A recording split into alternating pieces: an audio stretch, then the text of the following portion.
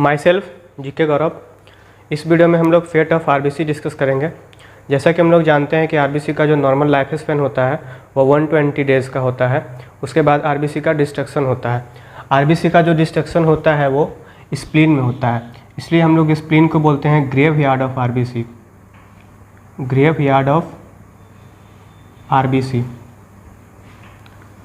Spleen में जो ये आरबीसी है उसका डिस्ट्रक्शन होता है तो वहाँ से रिलीज होता है हीमोग्लोबिन। ये जो हीमोग्लोबिन है वो further haem plus globulin plus iron में चेंज होता है। आयरन का जो फॉर्म होता है वो Fe2+ के फॉर्म में रहता है आयरन।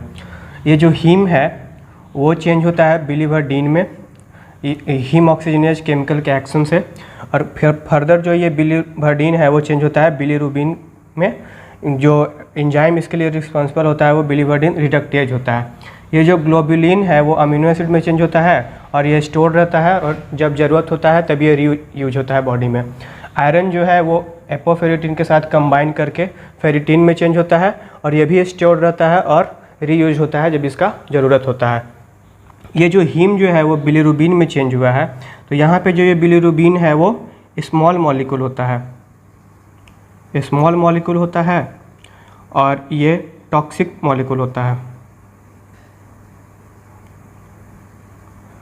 ये जो बिलीरुबिन है ये जो है वो इनडायरेक्ट बिलीरुबिन भी इसको हम लोग बोलते हैं, इनडायरेक्ट बिलीरुबिन। और इसी को एक और नाम से हम लोग जानते हैं अनकंजुगेटेड बिलीरुबिन, अनकंजुगेटेड बिलीरुबिन। ये जो हीमोग्लोबिन जो है हीम ग्लोबिन प्लस आयरन, तो ये ग्लोबुलिन और आयरन तो स्टोर्ड और रीयूज हो जाता है, लेकिन ये जो बिलीरुबिन है उसका क्या होता है वो हम लोग आगे देखते हैं। ये जो बिलीरुबिन है वो स्मॉल मॉलिक्यूल होता है, ये आसानी से फिल्टर हो सकता है हमारे बॉडी से, इसलिए जब ये सर्कुलेशन में आता है तो सर्कुलेशन में फ्री एल्बुमिन जो होते हैं, फ्री एल्बुमिन वो इस बिलीरुबिन के साथ बाइंड कर जाते हैं, बाइंड्स विथ बिलीरुबिन।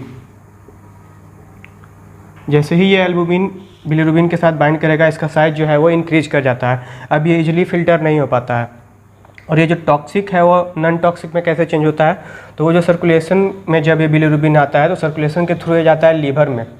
ये लीवर है, लीवर में जाता है। लीवर में जो है वो एक केमिकल होता है ग्लूकुरोनिक एसिड। ये जो ग्लूकुरोनिक एसिड है वो बाइंड करता है बिलीरुबिन के साथ।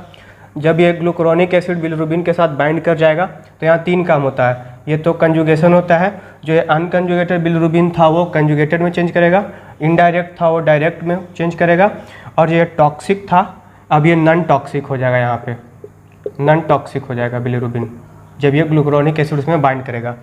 अब ये जो बिलीरुबिन है वो इंटर करता है बाइल डक्ट में। जैसे ही ये बिलीरुबिन बाइल डक्ट में इंटर करेगा उसको हम लोग बोलते हैं बाइल पिगमेंट के टर्म से भी जानते हैं। उसके बाद बाइल डक्ट में इंटर करने के बाद ये आगे जाता है कॉमन हेपाटिक डक्ट में। Common hepatic duct plus cystic duct, cystic duct जो कि गॉल ब्लैडर से निकलता है उसको बोलते हैं सिस्टिक डक्ट।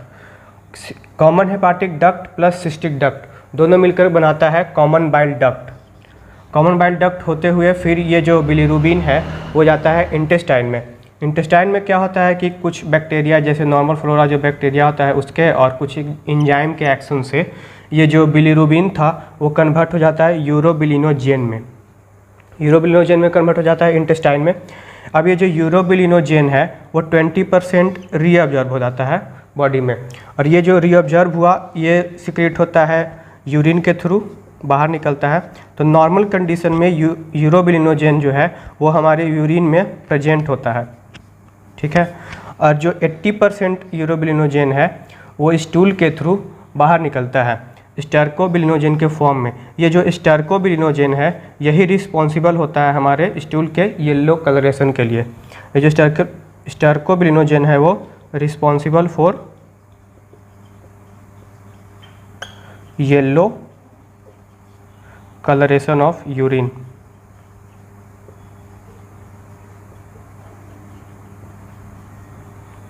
तो ये था फेट ऑफ आरबीसी। ये फेट ऑफ आरबीसी ज़्यादा यूज़फुल तब होता है जब आप जॉन्डिस पढ़ने वाले होते हैं। जॉन्डिस पढ़ने से पहले अगर आप फेट ऑफ आरबीसी रिवाइज कर लेते हैं तो जॉन्डिस समझने में आसानी होती है। तो ये था fate of RBC. Thanks for watching.